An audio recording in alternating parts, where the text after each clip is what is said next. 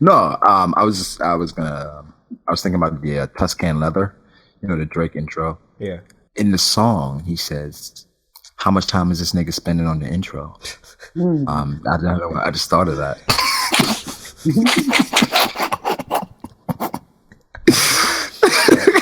Shit, yo, do you want to do the intro, bro? Be my fucking guest. Yeah, you do the intro. Fuck it. Hello, everyone. We're here with Dustin and One Vision for this new Dragon Ball discussion. Let's go. So what's this discussion about, Brago? I'm really not sure, but we just pressed record, so we're just about to go in. Goku. Ultra Instinct trash or nah?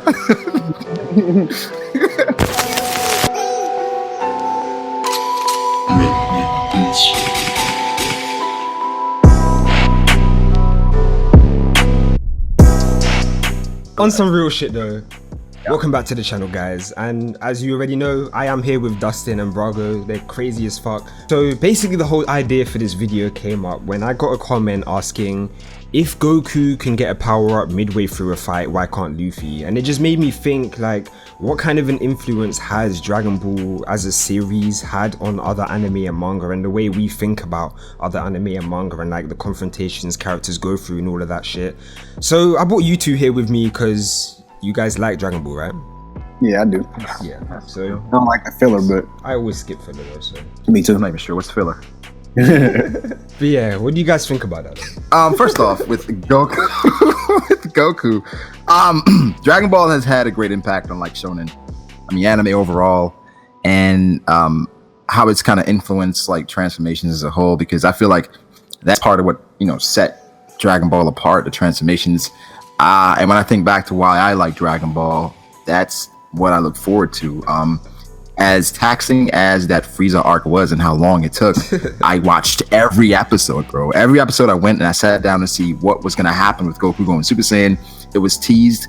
And this is a quick side point, but as far as like back then in comparison to now, it was a lot more enjoyable just because I did not know what was coming. Yeah. Today is different.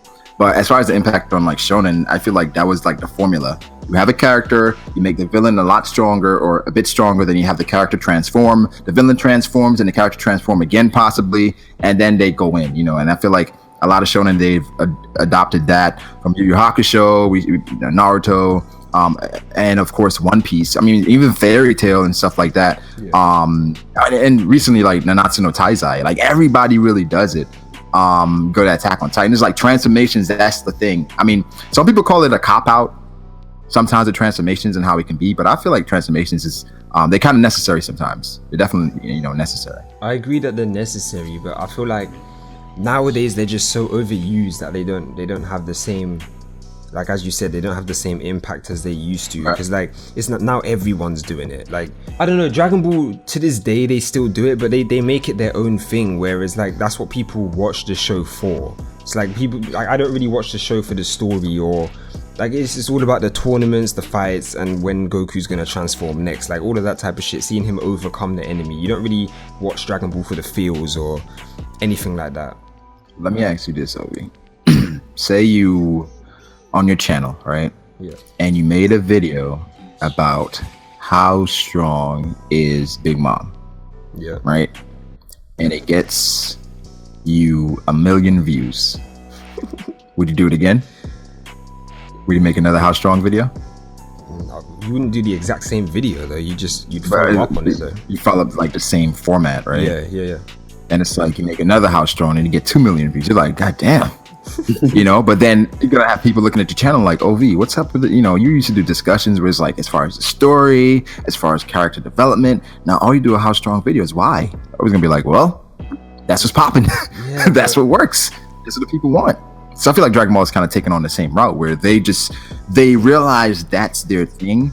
And so it's like, it's not much invested into the story. They have those, I guess, slice of life episodes where they focus on like Goku working in the fields or him looking at Goten and stuff like that. But those episodes, they don't do nearly as well as like, a tournament episode with like the Jiren versus Goku special. Like that was amazing, So I feel like they found a lane.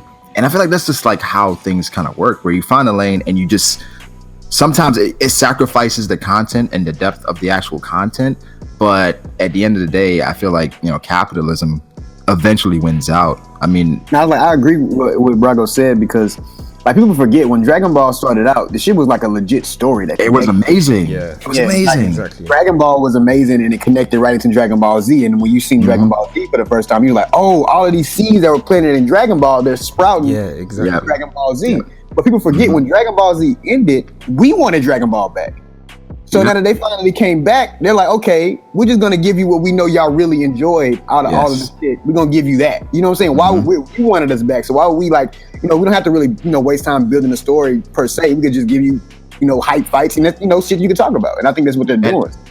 Agreed. And they do make references to Dragon Ball and Dragon Ball Z all the time. Like they have like small things in there. We're like, oh, that's that dude from Dragon Ball. Oh, that's that dude from Dragon Ball Z. And I feel like some people, they request something and then they want the same exact thing, but sometimes if they get the same exact thing, they're like, yo, this is just the same exact thing with just a different, so I'm like, regardless, it's almost a lose-lose situation when you bring something back, because we were talking about this last night on the stream where it's like they brought Destiny back, but it's Destiny 2, and people are like, oh, it's just the same exact thing.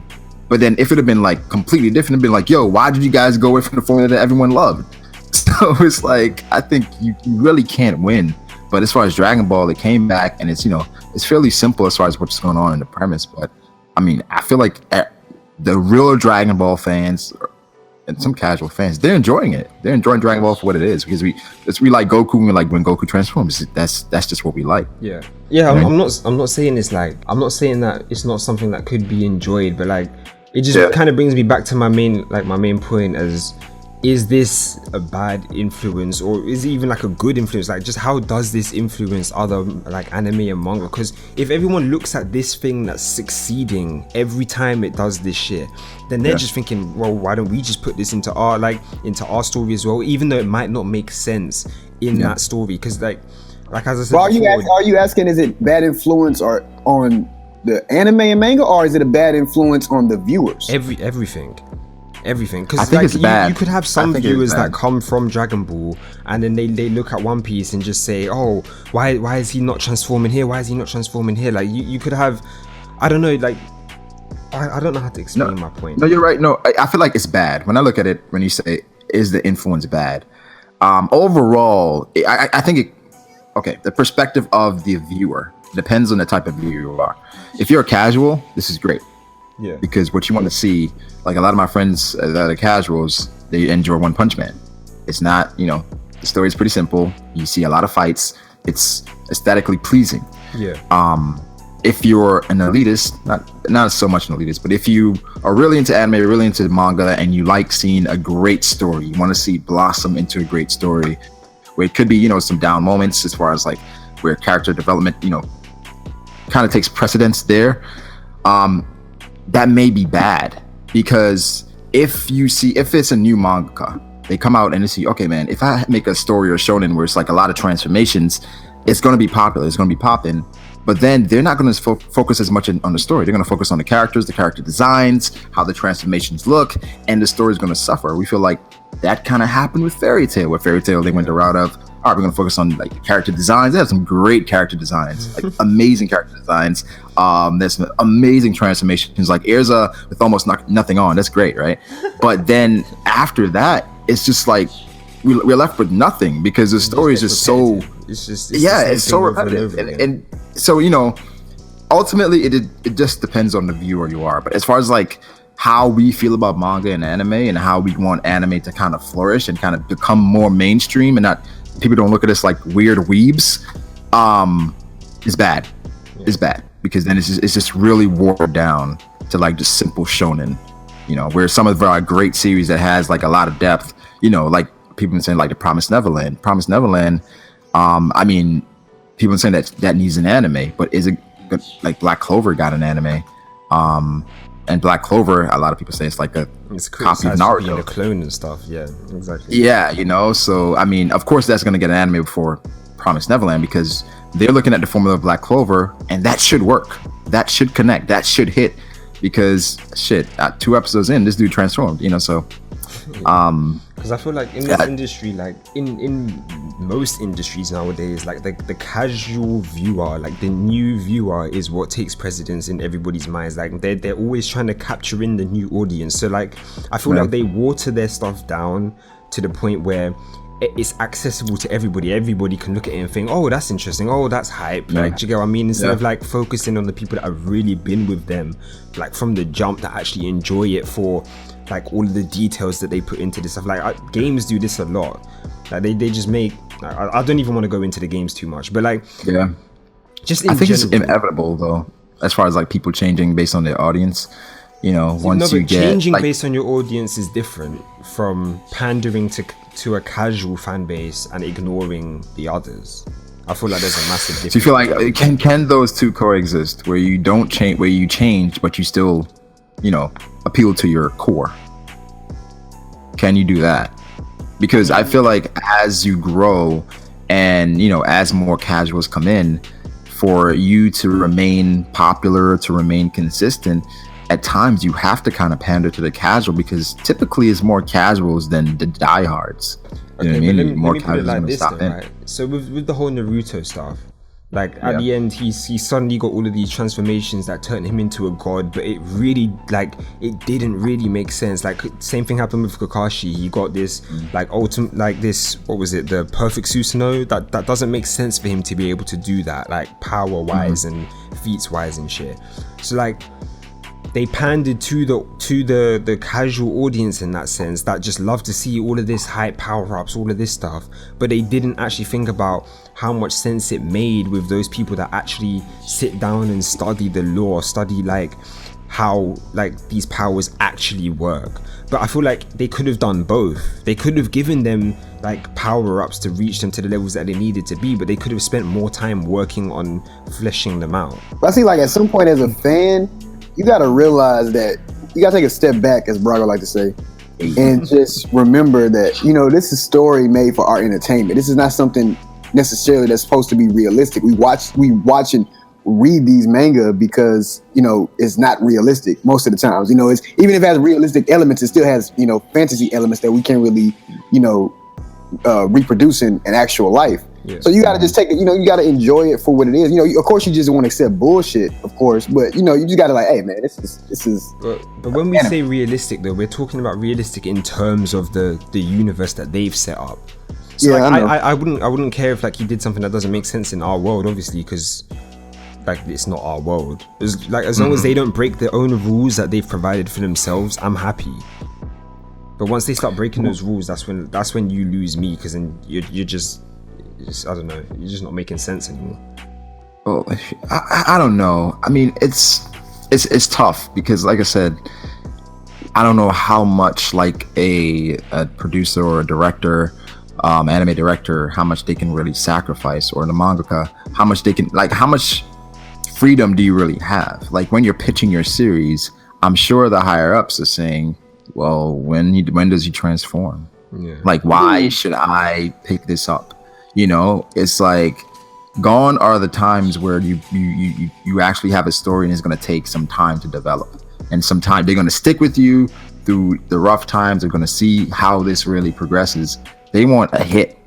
They want something that they want it to click right away. And I don't know, I'm sure there's a bunch of series out there that could have been great things if they had continued in the way that the mangaka wanted it to continue. But they got pressured to, hey man, we got to pick it up. Like, look at One Piece over here doing their thing, but One Piece had time. One Piece had time to kind of go through its rough patches. I mean, of course, One Piece is an amazing story. It's hard to compare One Piece to anything, but I don't know how much like patience, like these like Shonen Jump, like how much patience they have with like all these other like new series out here. Because normally, if it's not a hit, it's like, all right, this has been canceled. Or if it's not booming, like, you know, Bleach got canceled, Toriko got canceled. It's like a bunch of these things, they're like ending like abruptly, you know. So it's like, for me personally, if I'm a mangaka, I'm gonna like appeal to like the casuals because I need the numbers. I need a job. You know what I mean? I wish that more anime was just handled like how My Hero is, because that's like an anime where it's in rare case where it follows the manga pretty much verbatim. and you see how well it works out. But I know every story is not like My Hero, so it may not work in, like you say, the higher ups' favor to follow it like that, because the story may not be as interesting from the start as My Hero was. So I mean, it's a lot of different politics into it, but I just yeah, I was thinking about something that I saw Code Provider actually go at for Neverworld about, because for Neverworld, he made a video talking about that Naruto's a new blueprint for anime. As far as people looking at Naruto to try to see how Naruto was successful, how Naruto crossed over to kind of copy to make their content in their anime. And he also said that gone are the days where people actually took the time to kind of let see that things kind of progress and materialize. And he did mention One Piece as well. And then he also mentioned a couple other series that I believe the creator of Boku no Hero and something else, their first series got canceled. But Code Provider, his point of this was the first series getting canceled, that was a good thing. Yeah. Because it got canceled, they came back with even better shit. I was just thinking, I was like, if we never got canceled, we would never got My Hero. We would have never gotten My Hero. Yeah. So like that's another side of looking at it, where it's like they're a lot more strict, because they're like, that fluff shit isn't going to work. Like, that writing isn't any good. Go back to the drawing board and come back. That's what he did, and he came back with a hit. He came back with Boku no Hero Academia, and we say it's next up. So that's the other side of it, where it's like maybe sometimes being strict, that we're going to get even better content, because they're going to know that, hey man, we have to come correct if we're going to present an anime or a manga. I guess it's definitely just like one of those hit and miss situations. Sometimes they make the right call, sometimes they don't. But I don't know. I don't know, man. It's tough with anime. I can't. Can you imagine like creating an anime or creating a manga? Right? You put your heart and soul into it, sure, and then you pitch it, and then they're like, "This is trash." Yeah. And then you're like, "Wait, what?" You're like, "This no, it's good. Just give it time. No, it's really no. Go do something again." And now you have to come up with a whole new story, whole new designs, like everything. You have to go back to the drawing board, and it's like it's hard not to go to Dragon Ball and say, man, I'm gonna just copy this so I can get on, And I feel like that's how kind of like YouTube works, where you can put a bunch of like time into a video, you edit it, and you're like, man, this is a great video. Then it's like, damn, this shit only got 50 views. Yeah, but that's why I think that's why I think the true creatives stand out above the rest though, because it's like it's not about like they shot down my idea, let me just go and copy this guy. Like the whole reason they shot down your idea was because it wasn't good enough. Like you need to come with something better. Like just come with something better and you'll get your shot. Do you get what I mean? It's like, sometimes that works, OV, but I feel like for some mangaka. Go on. No, go ahead. I'm sorry. No, I was saying for some mangaka, when they see like Black Clover working, they're like, wait, hold up. So y'all just gonna let this slide? Y'all not gonna say nothing? Y'all just gonna let Black Clover out here get manga and an anime, and basically it's Naruto 2.0? I mean, I try not to view it that way, but it's hard not to see like the influence there. So it's like there's just like there's a difference between people that will sit back, see what's working, and completely copy it, to those who will like completely think of their own shit, and then there's those people that are in between, that take inspiration from other things and then make it their own, whilst it's still being unique. Like we need like Fairy Tail and Guild of the last don't do that. Don't do that. I kind of see both sides though, because I can see somebody being in the position like, damn, I'm putting all these hours in, I'm constantly putting in extra hours that I don't have to, and I'm these niggas right across from me in my same area, they not even doing half of what I'm doing, but they getting way more. They not putting in half the time that I'm putting in, but they reaping way more benefits than I am. So it's kind of like, damn, why am I wasting my time? Why not just do what they're doing? But I feel like if you're, like Obi said, if you're a true creator, it kind of tests your passion. Are you doing it solely just so people? I mean, because you want some recognition if you're an artist. That's just natural. Yeah. Also, if you're doing it to support your family, that's a tough decision to make. Where it's like, and a lot of people, even in other professions, where it's like sometimes you have to pick. Do I want to go this route where I'm sacrificing like my content, or do I want to do this quick thing and like just get on so I can support my family? And we've seen like people like their marriages have been broken up because they've picked being a true creator, but then they don't pop as quickly, and then they're like, the significant other's like, I've been here, like, what are you doing? Like, we have this family, you got to get it together. So there's a lot of pressure coming from like a lot of different angles. So see, I guess we don't see those details. We don't really see that side of it though. Right. Like, we see the end product, and that's about it. And then we're so critical. Sometimes I feel bad for like, because I see some reviews, right, and how people just dissect every single thing, and I'm like, if I created this, I could not watch this review. Like, you're basically criticizing like the names I chose. But I mean, like, there are times where it's like, I understand it though, because like if we've seen this same formula so many times over and over and over again, it's like, what makes you think we want to see that again? Yes, it might end up doing well, but it's just like, for the culture, it's not good. Like, overall for the culture, it's not good, because then it just gets stale. Like, so let's just imagine that this whole phase where, like, this whole thing with Dragon Ball now and like all of these transformations and shit, let's just imagine the time that it gets boring. What do we move on to from then? When we actually get bored of all of this, what's next? You just do a new transformation. That's what they're gonna do. It's like, once we get bored of transformations, I don't feel like we're ever gonna do that, because we like transformations too much. We like change. Yeah. As humans, like, we just like change. So it's like, if we see that, that's why almost every anime has a time skip, because it's like a refresher. It's like a moment for you to it's like a reset, where it's like, all right, new character designs. We can kind of like, it gives me kind of leeway. Because like, if I had a 2-year break, it's a lot of things I can throw that happened at that point. So it gives me time, so it's like, that's why we see a lot of like these anime, they have time skips. That's why Fairy Tail didn't make sense when they had their time skip. They had all these different character designs. Then like 2 episodes later, they went right back to the same designs. I'm like, wait, what was the point of the time skip then? So it's just like, we see it in like real life sometimes, where people like, they change their name. It's not necessarily like they didn't change the content, they just changed their name, where they just want to like rejuvenate their brand. We see, like, look at Diddy, bro. Like, how many times has Diddy like changed his name? Just like, all right, is it Puffy? Is it Puff Daddy? Is it Diddy?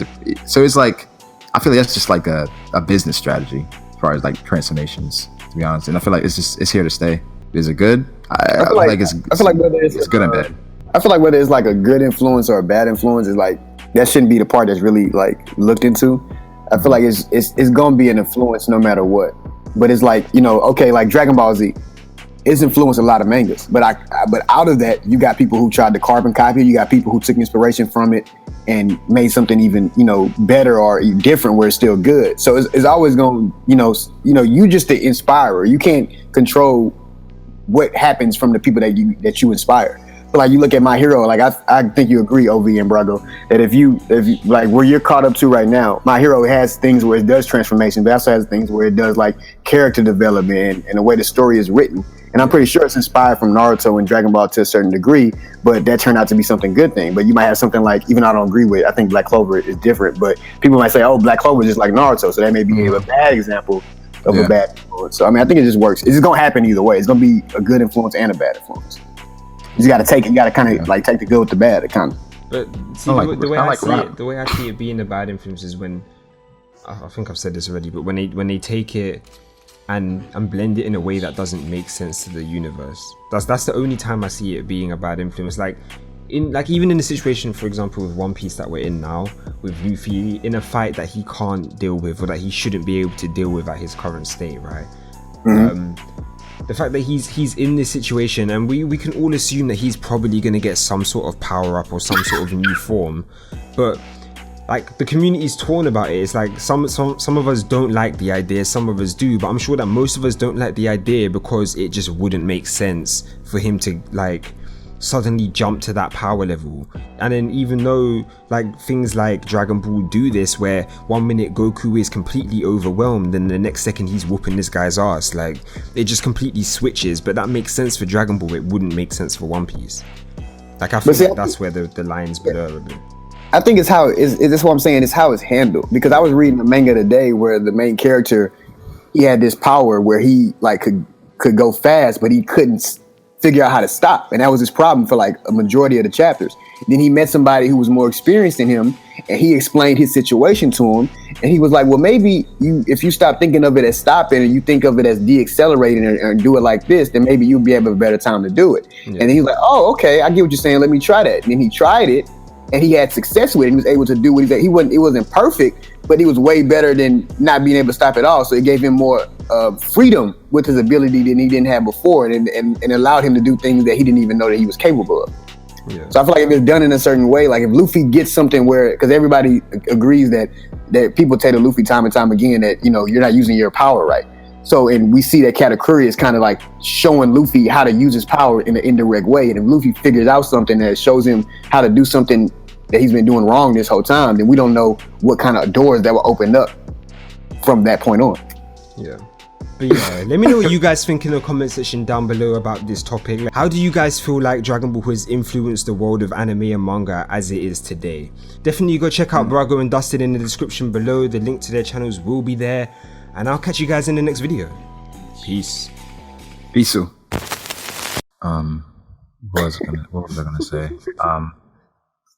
I was gonna say something. I forgot. Old age, bro. Don't get old. But you ain't even old. How old are you? Like 26? Yeah. That's not even old, bro. Don't get old, die young. Nah.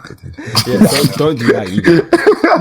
don't do that either. Youth is wasted on the young. It's kind of like looking down and not seeing the condom, you know? It's terrible. Wow. Gosh. Nah, nigga, you fucked up already. You knew what you was doing. yeah, it's like, yeah, how do you even get to that situation? Like you knew full well what was happening. Vacuum sucked it off of you or some shit, nigga. That you knew what you was doing. Man, you just forgot to double check. I mean, whenever you guys are ready, we can get it popping at any time, you know. You like? Wait, you're still talking about the video, right? It's lit. Yeah. I was. It's got to make sure. Okay. Yeah. Go ahead.